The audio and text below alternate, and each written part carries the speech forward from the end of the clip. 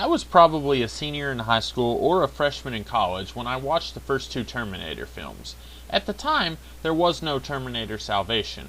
The third film in the franchise, Rise of the Machines, was all that we had, plus the television series which had started around this time. I did not bother trying to watch the third Terminator film because I had heard from so many mouths that it was crap and that the first two films were vastly superior. Bear in mind, this was a point in my life when I didn't quite use my own brain and form my own opinions about movies and books and television shows. That came much later in my life. Flash forward to the not-so-distant future, or the present as you and I know it, and my local Blockbuster was closing down, so I purchased the first and third of the Terminator franchise for a very reasonable price. So I rewatched and reviewed the first two Terminator films, the second of which I rented from Blockbuster's online catalog. And if you haven't seen my thoughts on those films, I'd encourage you to go watch those so that you can have some context about my thoughts on the franchise as a whole before going any further in this video. Okay, now that you've hopefully watched my reviews for the two previous Terminator films, allow me to get into this review. I feel like a sequel has one rule when it is being a sequel. You have to up the ante in some way. It doesn't have to be a flashier, more explosive, or bigger film, but the stakes need to feel like they have been raised. Otherwise, if the stakes are exactly the same, then the audience won't really care, because they've seen the hero triumph over these odds before. If the stakes aren't raised, then there really isn't any point in doing a sequel, right? You're just remaking the previous film, but acknowledging that those events happened earlier in the timeline. So, how does this apply to the Terminator films? As I said in my review of the second Terminator film, even though they used basically the same plot as the first film, the ante was at least upped. The main characters are victims of circumstance before anything really hits the fan, and they have to overcome this in addition to fleeing from a killer robot. But does the third film up the ante in some way? I would say yes. We no longer have Sarah Connor as a character, which I know bothered some fans of the franchise, but it didn't bother me that much at all. In the first film, I wasn't much of a fan of her character, and while she did get more fleshed out in the second film, I would not say that she is a very likable character. And the problem with her is that, as long as she remains in the story, John cannot be the awesome savior of humanity that we're constantly being told that he is. And this film recognized that problem, and so Sarah Connor died of leukemia off-screen. This is a nice biting bit of irony, as Sarah was strong enough of a character to persevere through all of the conflict of the first two movies, but what ultimately did her in was something intangible that she couldn't fight. This is outright spelled out in the Sarah Connor Chronicles, so I won't spend much more time on it here. So if Sarah now disposed of, does John arrive at the level that Kyle Reese spoke of him as being at in the first film? No, not really. The actor is really great, and he sells his anger, his sadness, and his humor anytime he is supposed to be delivering these emotions. And I feel like he's doing a great impression of Michael Biehn, and even looks a little bit like him, which is a nice touch. I won't say that John is a flat character. He does have a small arc over the course of the film, which is also something that is sort of done again in the Sarah Connor Chronicles. John is in a bit of a strange place at the beginning of the film. On the one hand, he claims that he doesn't really believe in the phrase, "no fate but what we make for ourselves," and even though he seems to believe that Judgment Day was averted by his actions in the second film, he still lives off the grid, constantly on the move, much like the David Banner from the Incredible Hulk television series. So, why? Does he or doesn't he believe that the future is mutable? The good Terminator, played by Arnold Schwarzenegger, tells him that the future is not capable of being changed, or at least something as huge as the rise of the machines cannot be averted. But this is after we see that he's been on the move for the last 10 years. This really just seems to be something that I can't discern, and is only in service of the plot. If John really did believe that the future was finally his to make, then he wouldn't bother going on the run, and then the TX, the villainous Terminator of the film, would likely find him and kill him in 2 minutes, ending the movie a little prematurely. Other characters. Well, there's the good Terminator, played by Schwarzenegger. Unfortunately, I don't really feel like Arnold does much with the role this time around. Part of this could be that this film is almost half an hour shorter than Terminator 2, And so none of the characters have nearly as much time to be fleshed out and given some kind of arc like the characters in the previous film. And I think by this point, the people making these films realize that if they can kill Arnold's character in each movie and just bring him back in the next movie as a new robot with the same face, then there's no point in giving him character development, since he is just going to die, and then in the next film, that character development won't have mattered at all. As John Connor says in this film, "I'm going to have to teach you everything all over again." And Arnold being in this film brings an interesting question to mind, one that I should have asked in the second film. What is the practical reason that Skynet keeps making the same face for their Terminators? If each one of the robots that Arnold plays were originally programmed to kill John Connor, and then the first one was seen and failed, then wouldn't it make much more sense if Skynet gave their next robot with the job of killing John Connor a different face? I get why they have him here. You say Terminator, people think Arnold. But in story, there is no logic behind this, and I am much more about the story than I am about marketing a film to be as successful as it can be, and thus including an actor who will make it more successful. Not to mention, this film was made in 2003, almost 20 years after the first Terminator film, and Arnold, unlike an assassin robot, actually ages in real time. And in the 20 years since Arnold first said, "I'll be back," you can tell that he has gotten a lot older. Not his fault, it just happens.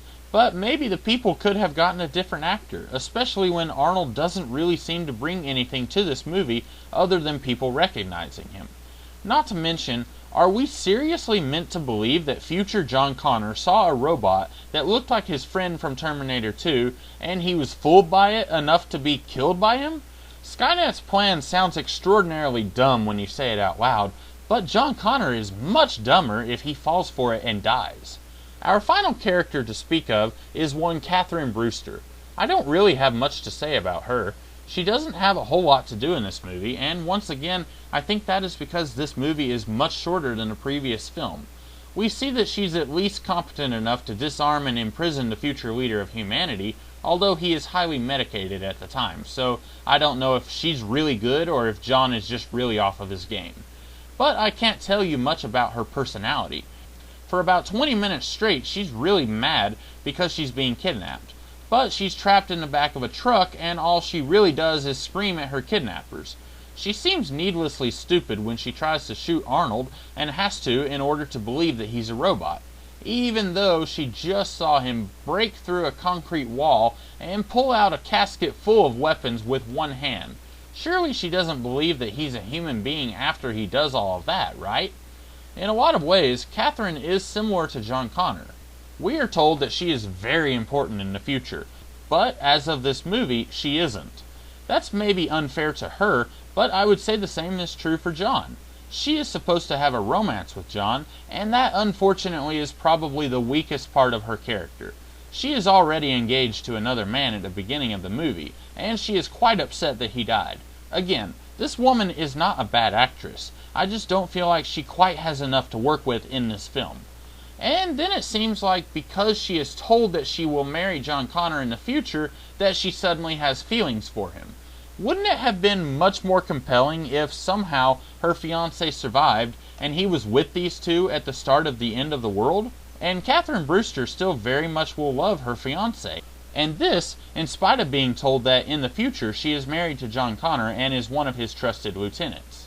And then Catherine has to struggle with some of the same things that Sarah Connor had to struggle with. Just because someone says it happened in the future, does that mean that it has to happen? I guess that might have been a little too much to cram into this film, especially if you want to see some kind of resolution to that. Like, does she end up with John or her fiancé? But the way it is handled here, it just feels very convenient and way too easy for our characters. This movie, I think, gets such a bad rap because it seems to blatantly contradict the themes of the first two movies. The idea in the first movie was that the future was inevitable. Sarah is pregnant with her son that she was told she would have, and a little boy takes a picture of her that we saw Kyle Reese holding earlier in the film. The second film seems to put all of this into question. We are told that it is only because of a company called Cyberdyne possessing the microchip and the arm of the destroyed Terminator that the end of the world will happen, and that if our heroes can destroy these items from the future, then the future is averted. No future but what we make for ourselves. And then this movie comes right out and slaps the message of the second Terminator film in the face. The Arnold Terminator says that the rise of the machines cannot be averted, only postponed. This is quite a downer, but John still seems to think that there's some way to prevent it from happening. Now, we know that Arnold isn't quite right. The future can be changed. John and Sarah Connor were expecting the end of the world much sooner than when it actually came. And the villainous Terminator kills 3 people who, historically, were supposed to be important figures in the resistance movement. So we know that certain aspects of the future can be changed. But apparently something as huge as the rise of the machines is inevitable and happens in all timelines. In a way, this reminds me of the Star Trek films. The Wrath of Khan has a message spelled out for us at the end of the film. The needs of the many outweigh the needs of the few. But then a large portion of the following film is spent rescuing the now resuscitated Spock, and when Spock asks Kirk why he saved him, Kirk answers that sometimes the needs of the few outweigh the needs of the many. Now, regardless of which of these philosophies you agree with, The Search for Spock, despite all of its problems, isn't a movie that straight up contradicts The Wrath of Khan. A specific character in the film is saying that he sees things slightly differently, and that is okay. What we have with the Terminator films is entirely different. For 2 films, we have been told, no fate but what we make for ourselves. And we have seen specific examples of the future actually being changed. As Kyle Reese said in the first film, the resistance movement had already won by the time Skynet sent Arnold back in time to kill Sarah. And then we see in the second film that a more advanced Terminator is sent back in time. So clearly, something in the future changed because of actions committed in the past. So we are given specific examples of the future being mutable. But now we are told flat out that the future cannot be changed, or at least part of it is concrete and solid. I don't much like this idea. I think it can be slightly altered and it would work fine.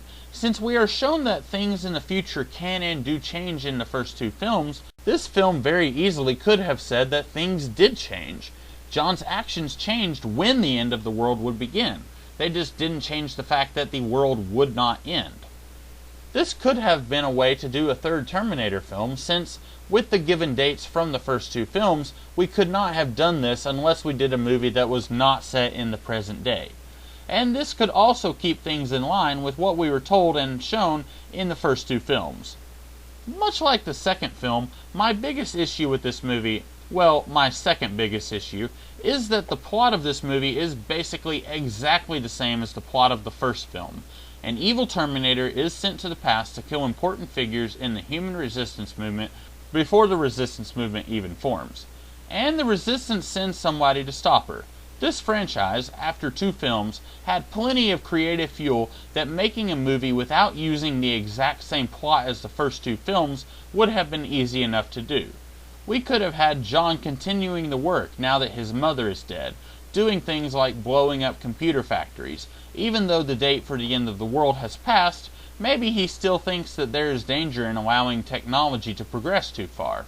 And then an evil Terminator is working with a technology mogul trying to build Skynet in the past. I know I used this idea when I was suggesting ways that Terminator 2 could have been a more original film, but since that film did not go with those ideas, obviously, it's okay that I give the same suggestion for Terminator 3.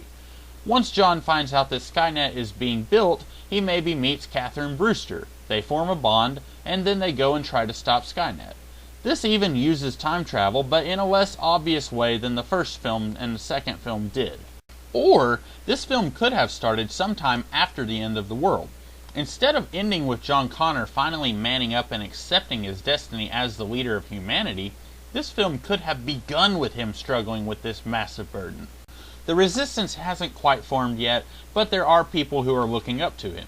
Maybe they do this because of what Reese said in the first film. You trust John Connor. I'd die for him. This is all just happening organically, and not because John is insisting that he be in charge or anything like that. And John has to struggle with saving the world, which he doesn't think he is ready for, even though he's been trained to do this for his whole life. Both of these plots could have been done, I think, and they could have been much more original than the film we actually got. So if that is my second biggest gripe with this movie, what is my biggest gripe? That would be that this entire film ends on a huge downer. I don't necessarily have a problem with a movie ending in a way that isn't an air quotes happy ending. Several movies do this, although many, many more end on the more traditional happy ending. Both of the first two Terminator films end in such a way where it is uncertain if this could be considered a victory when we know what is or isn't necessarily coming up in the future.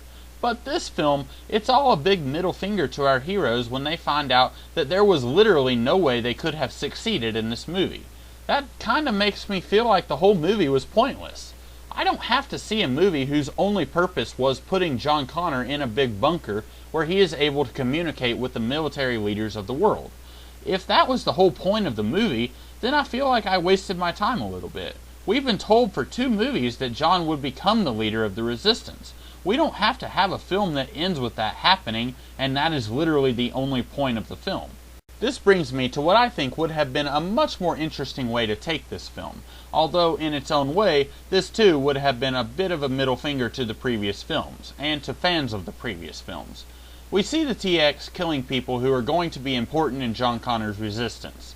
In fact, that is her mission until she arbitrarily decides that her new mission is to help start Judgment Day. But this makes me wonder, just how important is John Connor exactly? If you haven't watched all of the Sarah Connor Chronicles, I'm going to talk a little bit about the ending of that show here, so if you don't like spoilers, you have been warned. That show teased us with the idea that if John was removed from the timeline, via murder or via time travel, that the Resistance would still form and would still be functioning fine without John. We were outright told that he wasn't as important as we were always led to believe. But what if this was deliberate misdirection on the part of the Resistance? What if there were many leaders of the Resistance? We can't go so far as to say that John was not important in the Resistance, because Kyle Reese did say that he knew John Connor, and he even implied that Connor was indispensable to the Resistance. But what if this was a fabrication that all of the leaders spread out across the Resistance? What if Catherine Brewster, Jose Barrera, and the Anderson siblings are the real leaders of the Resistance? We don't even have to undermine John's role in the Resistance by saying that he is unimportant. Just say that he is not the only leader, and say that he perpetuated this myth that he was vital to the Resistance because it will throw the machines off the trail of the rest of the leaders. This idea, to me, is much more interesting and complex than what we've been told in every Terminator film. And I actually thought this film was going there when the TX was killing people who were not John Connor. But then this film basically ruined that idea by going in the place that we already know John will end up, thanks to people from the future telling us that in the previous 2 films. Basically, I don't think this film is as bad as everyone lets on. I mean, it's not a great film. It's really just rehashing the first 2 films, but in a more depressing way. And while I don't like the second Terminator film as much as the first one, the thing the second film has going for it is the characterization and growth of characters. This movie doesn't quite provide that, and when it does, it feels fake and forced. But I don't hate this film as much as some people do, and I find it just a little bit more enjoyable than the second one, though I admit it's not as good from a narrative point of view.